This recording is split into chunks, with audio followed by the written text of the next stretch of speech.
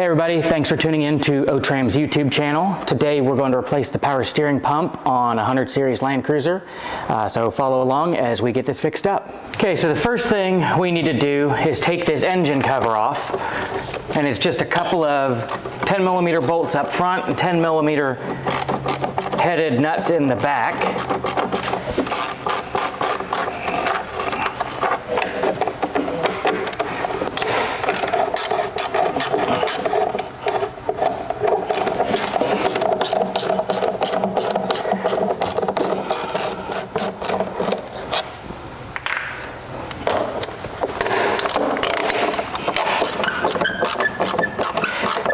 Usually these spin off easier.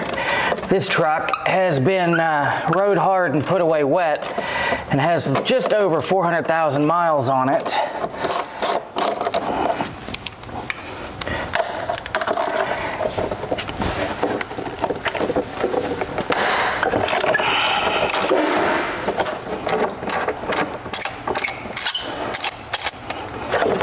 There we go.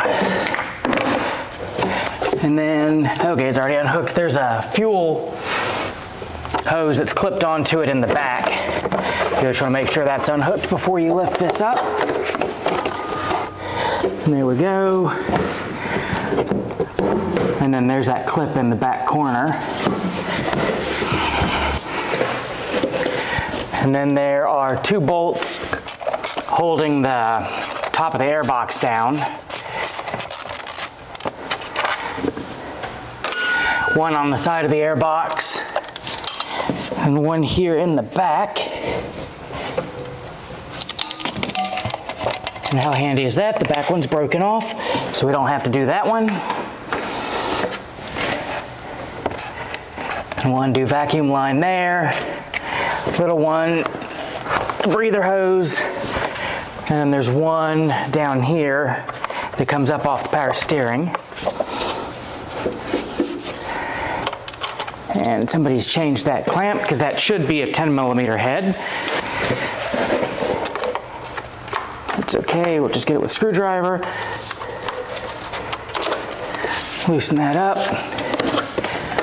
Undo the clips on the airbox. And we can take that whole thing out of the way. I'm going to move my air filter as well so I don't accidentally get it dirty. Now that we've got the airbox out of the way, we can take a long 14mm wrench and put it down here on the tensioner and release the tension and peel the belt off of the power steering pulley. And there we go. Okay, I decided to switch you guys over to the other side so we can have a little bit better view. And still not a great view, but you can kind of see the high pressure fitting down here. 22mm socket. I've already broken it loose. And we'll pull that out. It's a banjo bolt. Set that over here in my bucket. And you're gonna wanna have a drain pan under here when you do that because you're gonna pour gear oil, or not gear oil, you're gonna pour power steering fluid everywhere. And then there's two vacuum lines here going to it. You can kind of just scooch them out of the way. You just want this to be loose. I'm gonna undo the suction hose back here at the reservoir because these hoses like always dry rot and seep through the hose and they get rock hard. So I'm gonna go ahead just take a pair of needle nose pliers and pull the spring clamp back.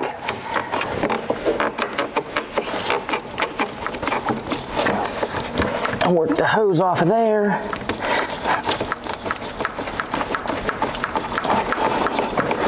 And you want to be kind of careful because the housings are the reservoir housings are plastic. You don't want to break the nipple off, but there's that one. So now everything attached to our pump is loose, so we can go ahead and undo the bolts holding the pump on.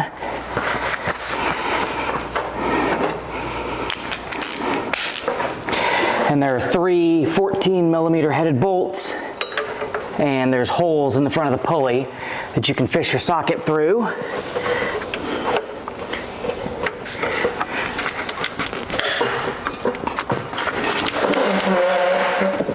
Ooh, whoever put these in here last really didn't want them coming out.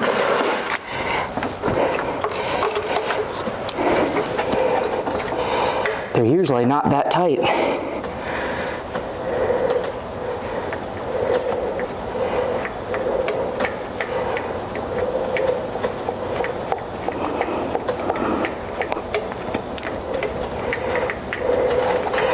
And then you just line the hole in the pulley up and you can get the bolt through the front. I'm gonna switch to a longer ratchet for the next two.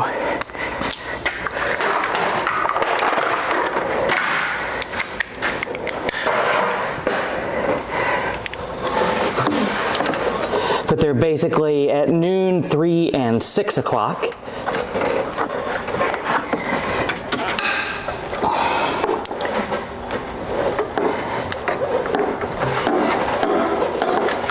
Loosen that one.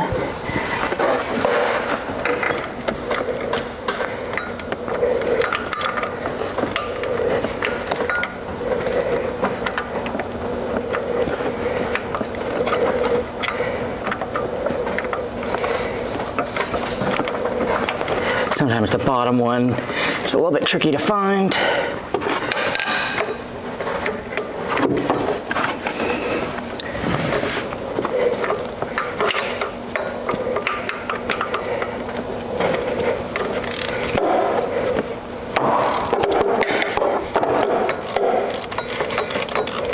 There we go.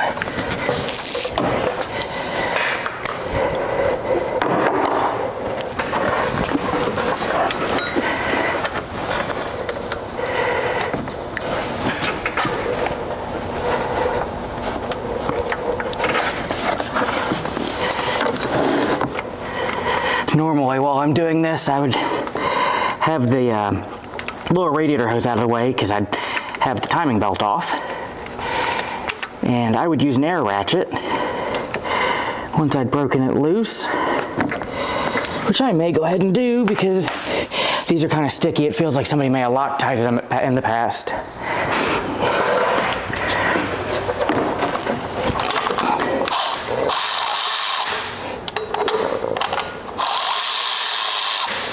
There we go, much better.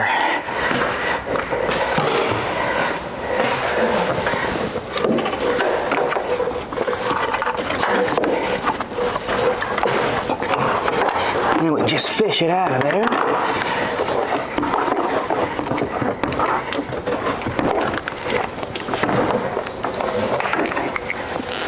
And there's our pump out and the bolt that I just dropped in the bucket of power steering fluid.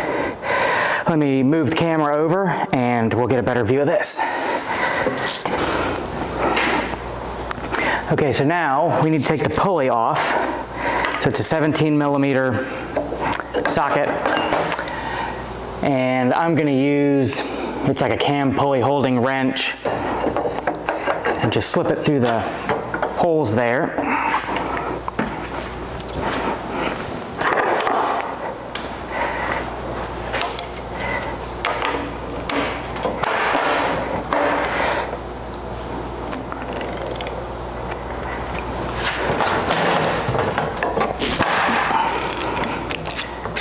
There we go.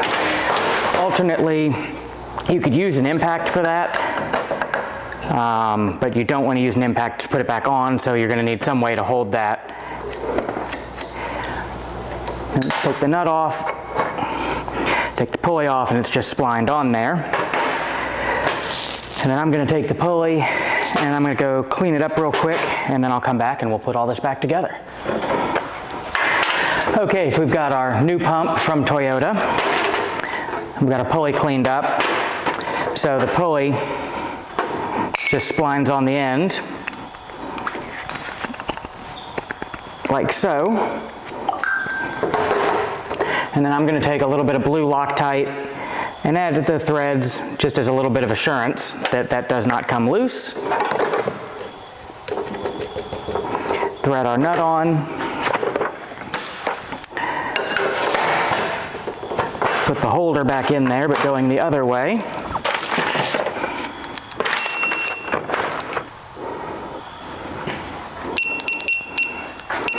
And then this torques to 32. So we're going to torque the nut to 32.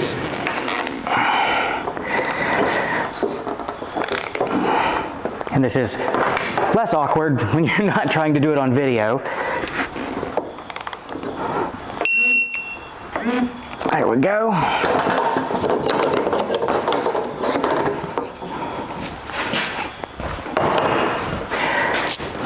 Now I'll spin you back around and we'll put this back in. I'm going to leave the port cover and this little hose cover on until we get this in, just so no dirt falls into the pump. And I'll put the new hose on once we've got everything in there.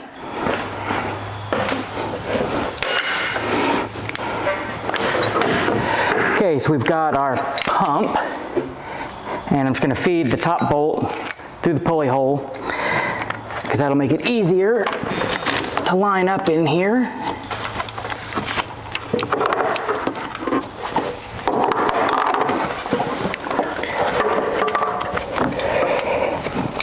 And it can be tricky to get the first one started, but once you've got that one in there loosely, it's easier to get the others.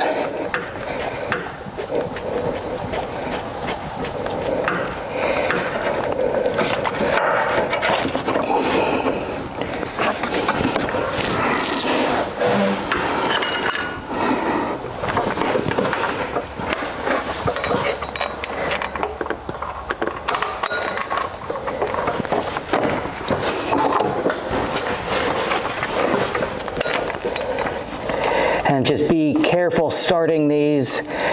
These are not holes that you want to cross thread putting a bolt in, since they're going into the front of the engine. Here's number 2.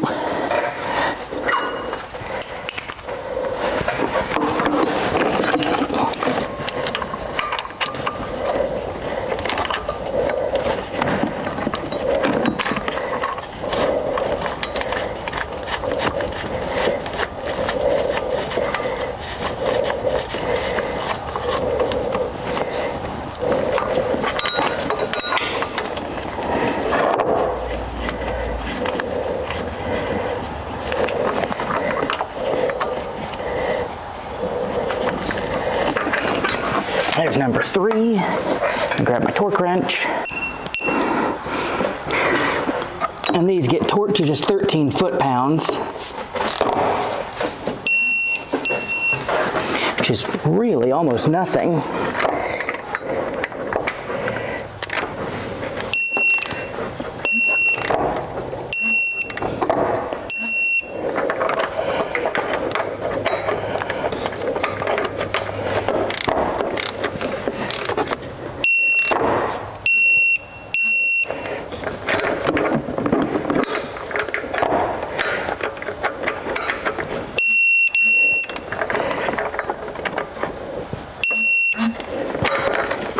There we go.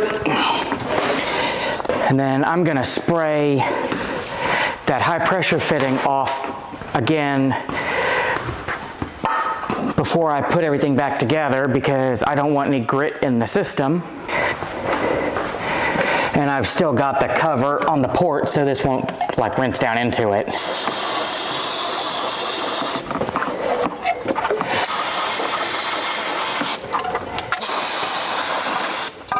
But you want to make sure where the crush washer gaskets are going to go on there that it's clean.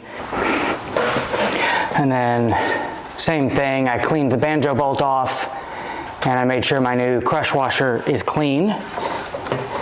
And we'll slip the crush washer onto the power steering high pressure fitting, feed the banjo bolt through, and then I don't know if you guys can see it in the video, but there's a casting on the side of the pump down here, and there's like a little leg that comes off the high pressure line.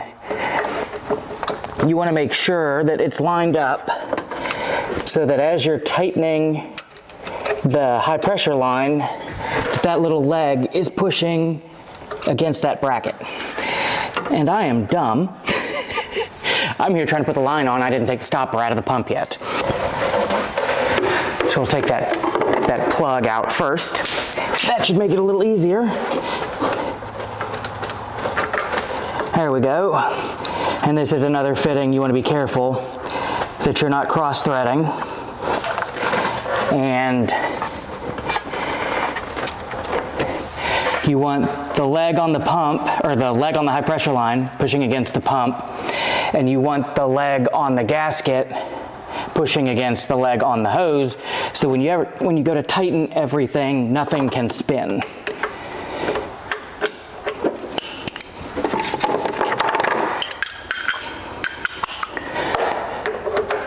And we'll torque that to 42 foot-pounds.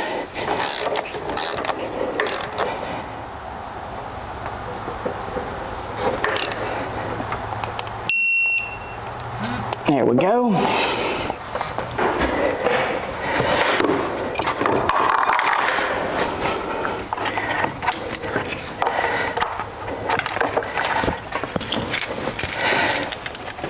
Now we can reach down here and take the little cover off that goes on the suction hose. And when I get the new hose from Toyota, I also get the new spring clamps. And it's nice when you get the clamps, they come with this little keeper on them so that you can just stick them on the hose.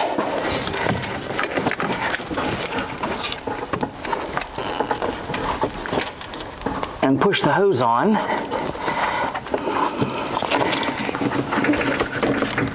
And then once the hose is in place, you can just grab those little keepers and pull them off, and the spring clamp opens, and you don't have to mess with holding them with the pliers the whole time.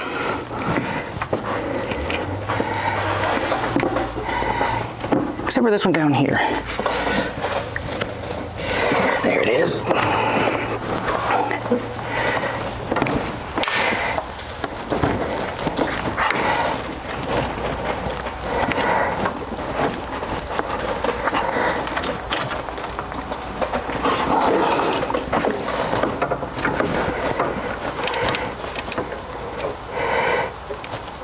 And sorry, I couldn't get a better view of all this for you guys. I couldn't get the camera in any closer.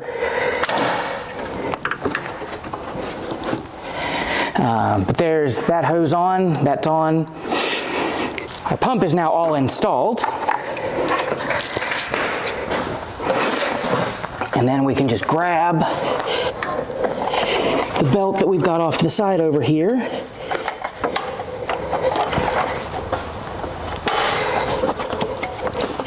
There we go.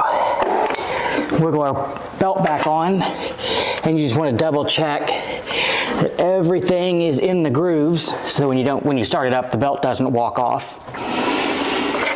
And then the low pressure hose here is also super common to leak. So I'm going to replace that with some bulk hose off camera because it's just unclamping the hose and clamping a new one on. So I will be back in just a minute.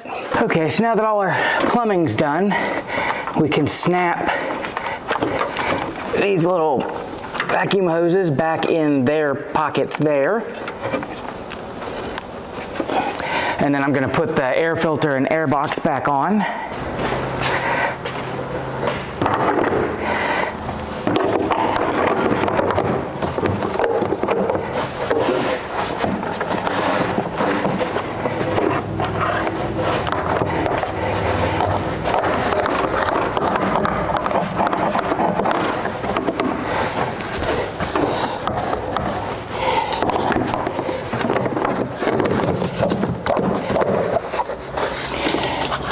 And then we can plug our mass airflow sensor back in.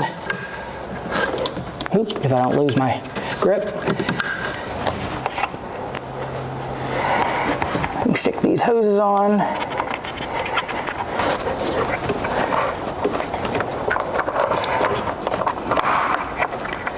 And I'm not going to put the clamps and everything back on these because I'm just sticking them on long enough to run this and burp the system, because I've got more work to do under here that this is going to come back off for.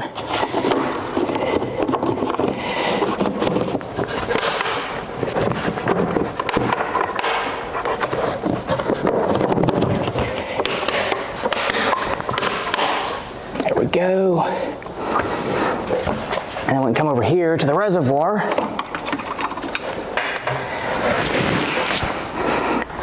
We're just gonna put some Dex 3 ATF in. Don't mind the water bottle. This is just the easiest way to pour this in because we get it in bulk jugs.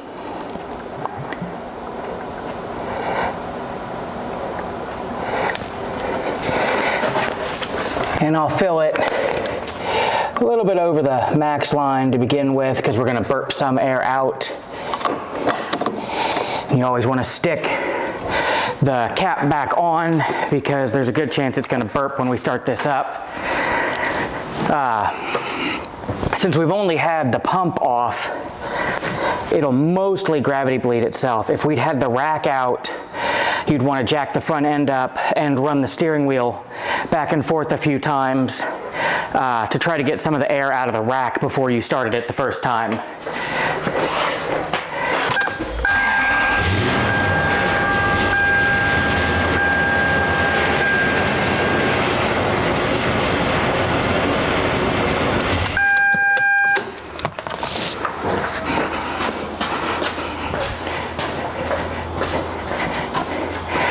And after it runs for a second, it'll suck the fluid down and you'll hear it kind of cavitating, so we're going to want to add some more fluid back in.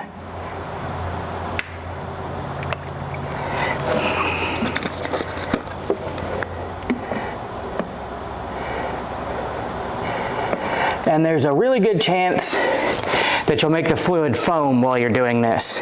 And if the fluid foams, just let it sit for an hour or two and the air bubbles will work out, and then you can go back to bleeding it.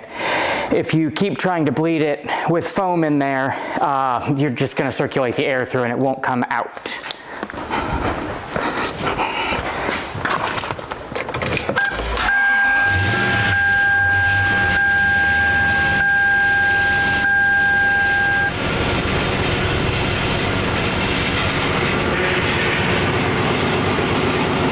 Turn the steering wheel a couple of times each direction.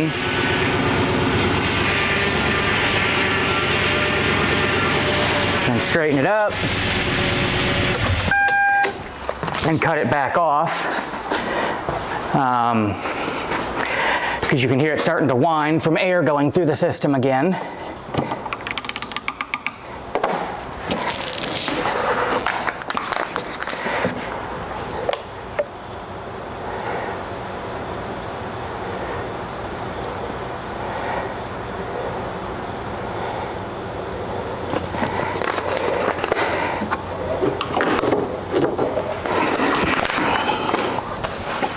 And you just kind of keep topping it up and burping it that way until you're full.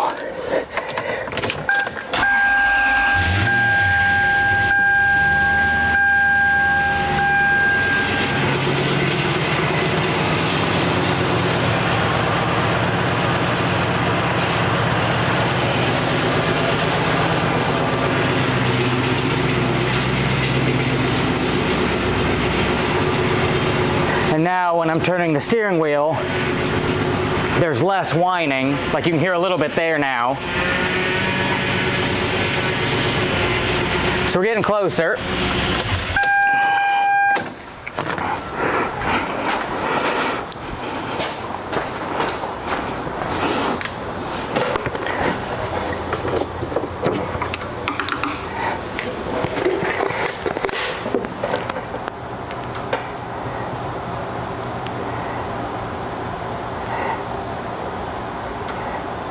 Oh, and I guess I should have also mentioned you should be watching for leaks while you're doing this too. Because it sucks when you spend a whole bunch of time bleeding the system only to find out that it's spewing on the floor.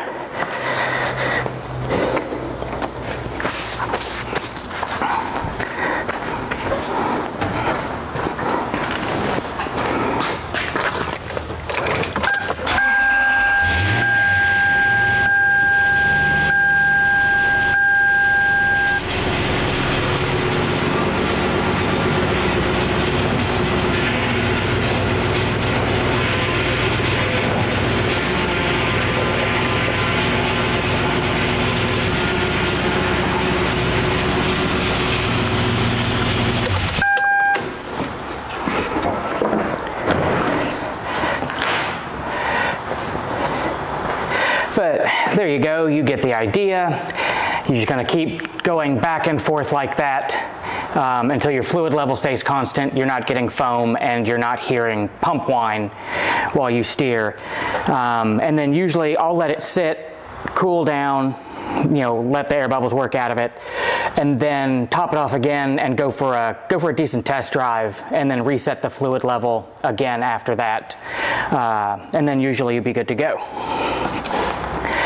So that's a quick and dirty how to do the power steering pump on a 100 series Land Cruiser. Hope you guys enjoyed that. If you have any questions, just leave them in the comments below, and don't forget to like and subscribe. I'll see you next time. Thanks.